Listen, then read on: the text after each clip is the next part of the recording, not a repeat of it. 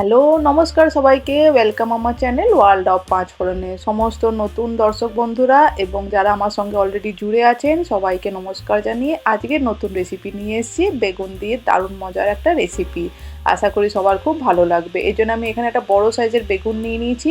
এবারে বেগুনের সামনের আর ব্যাক পোর্শনটা একটু কাট করে নিয়ে গোল গোল চাকা চাকা পাতলা করে কাট করে নেবো সমস্ত বেগুনটা।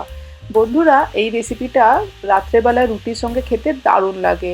বেগুন ভর্তা তো আমরা সবসময় খেয়েই থাকি, বাট এই বেগুন ভর্তাটা বানাবো একদম কমপ্লিটলি ডিফারেন্ট স্টাইলে, না পুড়িয়ে গোল গোল চাকা চাকা করে কাট করে দারুণ মজার পদ্ধতিতে দেখাচ্ছি। আশা করি সবার খুব ভালো লাগবে। আমার সমস্ত বেগুন এখানে কাট করা হয়ে গেছে, ধুয়ে পরিষ্কার করে নিয়েছি। এরপরে কিছু লঙ্কা নিয়েছি, লঙ্কাগুলো কুচি কুচি করে কাট করে নিচ্ছি। গরম গরম রুটির সঙ্গে খেতে ভালোই তো লাগে এই রেসিপিটা। আমি কিন্তু ভাতের সঙ্গেও খেয়ে ট্রাই করে দেখেছি, দুর্দান্ত ছিল খেতে। এরপরে বেগুনগুলোকে একটু মাঝ বরাবর এরকম একটু চিড় লাগিয়ে দিচ্ছি ছুরির সাহায্যে। নিয়ে নিয়েছি 6-7খানা রসুন কুচি, আর নিয়ে নিয়েছি একটা ছোট সাইজের পেঁয়াজ, সেটাকেও ফাইনলি রাফলি চপ করে নিয়েছি। এবারে যে বেগুনগুলো কাট করে দিয়েছিলাম একটুখানি দেখুন মাঝখানে দাগ দাগ আছে, তার মানে কি এগুলোকে আমি একটু ছুরির সাহায্যে কাট করে নিয়েছিলাম যাতে ভেতরে সমস্ত নুনটা ঢোকে। এরপর আমি এখানে 1 থেকে 1.5 চামচ মতো নুন দিয়ে ভালো করে ম্যারিনেট করে 5 মিনিটের জন্য বেগুনগুলোকে রেখে দিচ্ছি। বন্ধুরা, যদি আমার চ্যানেলে ফার্স্ট টাইম ভিজিট করছেন, চ্যানেল এখনও সাবস্ক্রাইব করেননি, একটা রিকোয়েস্ট করছি চ্যানেলটাকে প্লিজ সাবস্ক্রাইব করে পাশে থাকা বেল আইকনটা প্রেস করে দেবেন লেটেস্ট নোটিফিকেশান পাওয়ার জন্যে। আর যদি চান আমাকে ইনস্টাগ্রাম ফেসবুক পেজেও ফলো করতে পারেন। আচ্ছা, এরপরে একটা লোহার তাওয়া গরম করতে বসিয়ে দিয়েছি। লোহার তাওয়ায় করলে তেলটা কম লাগবে এবং একটু বার্ন্ট ফ্লেভার আসবে, সেই জন্যে আমি এরকমভাবে লোহার তাওয়া নিয়েছি। লোহার তাওয়ার মধ্যে দেখতেই পেলেন তেলের পরিমাণ কিন্তু খুবই কম, জাস্ট একটা টিস্পুনের 1 চামচ আমি এখানে সর্ষের তেল দিয়ে দিয়েছি। তেলটা ভালো করে স্প্রেড আউট করে যে ম্যারিনেটেড বেগুনগুলো ছিল সেই বেগুনগুলো এক এক করে এখানে ছেড়ে দিলাম। এরপর বেগুনগুলোকে সঙ্গে সঙ্গেই আমি কিন্তু তাওয়া গরম ছিল উল্টে পাল্টে নিচ্ছি। এরকম উল্টে পাল্টে চিপে চিপে ভালো করে এগুলোকে আমাদেরকে এরকমভাবে রোস্ট করে নিতে হবে। আমি কিন্তু একটু সামান্য এরকম তেল দিয়েই রোস্ট করছি, এতে কিন্তু ভর্তাটার একটা অন্যরকমই ফ্লেভার আসবে, অন্যরকমই খেতে হবে। না পুড়িয়েও বেগুনের ভর্তা একবার বা বেগুন মাখা একবার এইভাবে খেয়ে দেখতে পারেন, খুবই অসাধারণ হয় খেতে, একটু অন্যরকমই লাগে ফ্লেভারটা। তাই চেষ্টা করবেন যদি লোহার কড়াই বা তাওয়া থাকে তাতে একটা করতে, তাহলে দেখবেন এই বার্ন ফ্লেভার বা টেস্টটা খুব সুন্দর আসবে তাতে। এবারে খুন্তির সাহায্যে এরকমভাবে একটুখানি চিপে চিপে ভেঙে দিচ্ছি। কাট লাগানো ছিল তাই খুব তাড়াতাড়ি কিন্তু কাটটা হয়ে যাচ্ছে। এরকমভাবে একদম কালচে ব্রাউনিশ একটা কালার আসবে, ততক্ষণ পোড়া পোড়া ভাবটা আসা অবধি আমাদেরকে এরকমই লো ফ্লেমে কুক করে নিতে হবে উল্টে পাল্টে।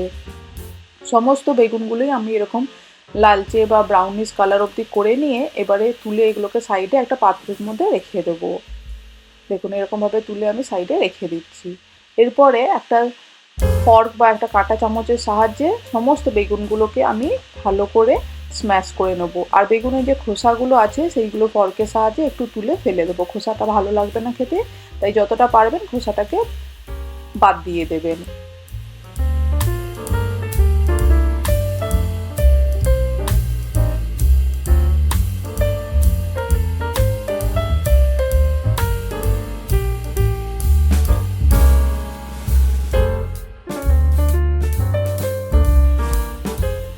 বন্ধুরা, যদি চান আমার একটি কিন্তু ট্রাভেল চ্যানেলও আছে, নানান দারুণ দারুণ ট্রাভেলের ভিডিও আপলোড করি, চাইলে সেগুলো দেখতে পারেন।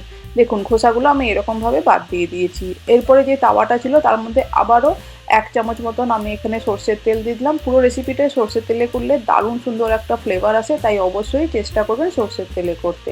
তেলটা আবারও একটু গরম করে নিচ্ছি। গরম করে এর মধ্যে যেই রসুনগুলো ছিল, রসুনগুলো কিন্তু গোটাই আছে, কোচাইনি, রসুনগুলো দিয়ে দিলাম। তার সঙ্গে পেঁয়াজ আর কাঁচা লঙ্কা কুচিটা ছিল সেইগুলোও দিয়ে দিচ্ছি। এরপরে এটাকে 2 থেকে 3 মিনিটের জন্য একটু মিডিয়াম হাই ফ্লেমে আমি এগুলোকে একটুখানি জাস্ট হালকা একটু সটে করে নেব। এরকম একটু সটে করে নিলে কাঁচা ভাবটা চলে যাবে এবং একটা দারুণ সুন্দর ফ্লেভার আসবে এই তাওয়াটায় করার জন্যে। এরকম তাওয়া বা একটা কড়াই যদি থাকে অবশ্যই চেষ্টা করবেন, তাহলে দেখবেন একটা বার্ন ফ্লেভার আসবে, সেইটাই কিন্তু খেতে ভালো লাগে। আমার 2-3 মিনিট পরে যখন একটুখানি জাস্ট হালকা একটুখানি হয়ে গেছে ভাজা ভাজা, আমি তুলে এগুলোকে সাইডে রেখে দেবো।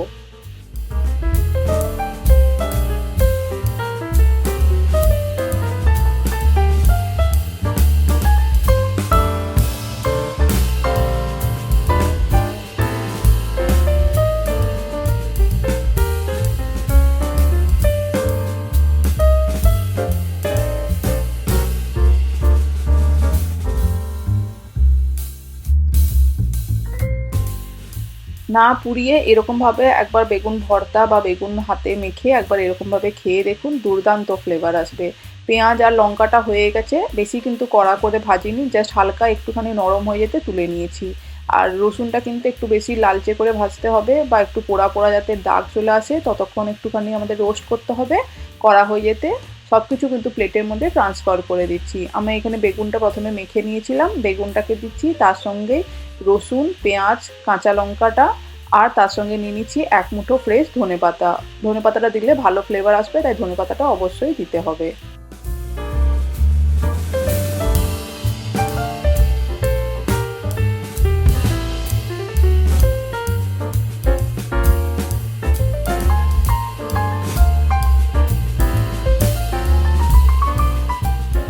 এবারে সবার প্রথমে আমি কিন্তু নুন অলরেডি বেগুনে যখন ম্যারিনেট করেছিলাম নুন দিয়ে যথেষ্ট পরিমাণে নুন দিয়ে দিয়েছি, তাই কিন্তু আমি এক্সট্রা কোনো নুন ব্যবহার করছি না। যদি আপনাদের মনে হয় নুনের পরিমাণটা কম আছে, এই সময় একটু ঝাল আর নুনটা অ্যাডজাস্ট করে নিতে পারেন।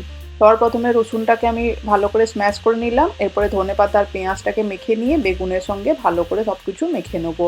আমাদের দেখুন খুবই কম তেল মশলাতেই কিন্তু একদম বেগুন ভর্তা রেডি হয়ে গেল, দুর্দান্ত। এটাকে গরম গরম রুটির সঙ্গে একবার খেয়ে দেখুন, পরোটার সঙ্গেও খেতে পারেন। আমি ডাল ভাতের সঙ্গে খেয়েছিলাম, তাতেও কিন্তু খেতে অসাধারণ ছিল।